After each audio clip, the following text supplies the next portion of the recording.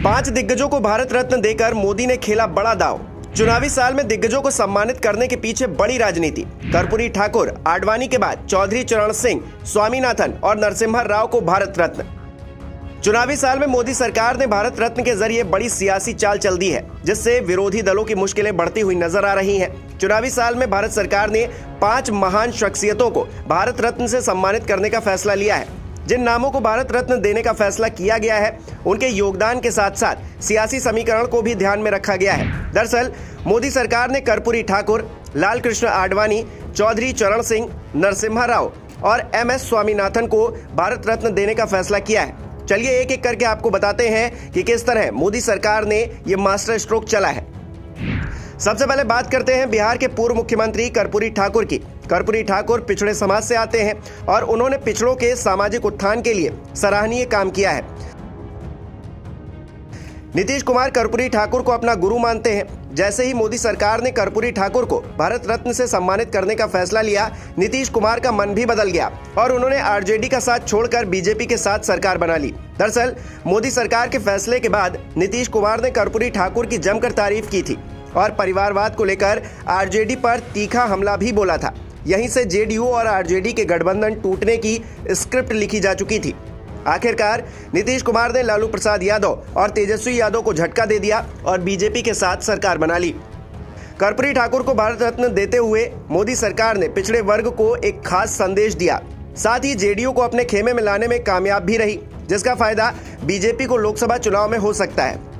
अब बात करते हैं पूर्व प्रधानमंत्री चौधरी चरण सिंह की। चौधरी चरण सिंह के पोते और आरएलडी के अध्यक्ष जयंत चौधरी उत्तर प्रदेश में समाजवादी पार्टी के साथ गठबंधन में है। जयंत लगातार बीजेपी पर हमला बोलते रहे हैं, लेकिन अब मोदी सरकार ने किसानों के नेता चौधरी चरण सिंह को भारत रत्न देकर जयंत के साथ जाट मतदाताओं को चौंका दिया है। वहीं किसान आंदोलन के विरोध का सामना करने वाली मोदी सरकार ने अब चौधरी चरण सिंह को भारत रत्न देकर मास्टर स्ट्रोक चल दिया है। कयास लगाए जा रहे हैं कि सरकार के इस फैसले का लाभ उसे मिल सकता है। इसके अलावा जयंत चौधरी भी बीजेपी के साथ आ सकते हैं, ये कयास है। जयंत ने मोदी सरकार के फैसले पर कहा कि दिल जीत लिया। जयंत के बयान के बाद अटकलें और भी ज्यादा तेज हो गई हैं। अब बात करते हैं बीजेपी के भीष्म पितामह लाल कृष्ण आडवाणी की, जिन्हें मोदी सरकार ने भारत रत्न से सम्मानित करने का फैसला लिया है।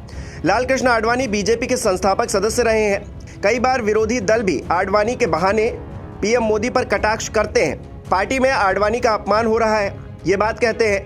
राम मंदिर आंदोलन में अग्रणी भूमिका निभाने वाले आडवाणी को जब मोदी सरकार ने भारत रत्न से सम्मानित करने का फैसला लिया तो कार्यकर्ताओं में एक नया जोश और उमंग पैदा हो गया। दरअसल लोकसभा चुनाव से पहले कार्यकर्ताओं को रिचार्ज करना जरूरी था। ऐसे में आडवाणी को भारत रत्न देने का फैसला मील का पत्थर साबित होता हुआ नजर आ रहा है। जैसे ही मोदी सरकार ने आडवाणी को भारत रत्न देने का फैसला लिया, वैसे ही कार्यकर्ता सोशल मीडिया पर एक्टिव हो गए और आडवाणी को बधाई देने लगे। साथ ही पीएम मोदी की भी जमकर तारीफ होने लगी। अब बात करते हैं पूर्व प्रधानमंत्री नरसिम्हा राव की। यूं तो राव कांग्रेस नेता थे, लेकिन उनके अंतिम दिनों में कांग्रेस ने उनके साथ अच्छा सलूक नहीं किया। उनके निधन के बाद कांग्रेस ने उनके शव को पार्टी मुख्यालय में आने तक नहीं दिया। इतना ही नहीं, तत्कालीन कांग्रेस अध्यक्ष ने उनका अंतिम संस्कार दिल्ली में भी नहीं होने दिया।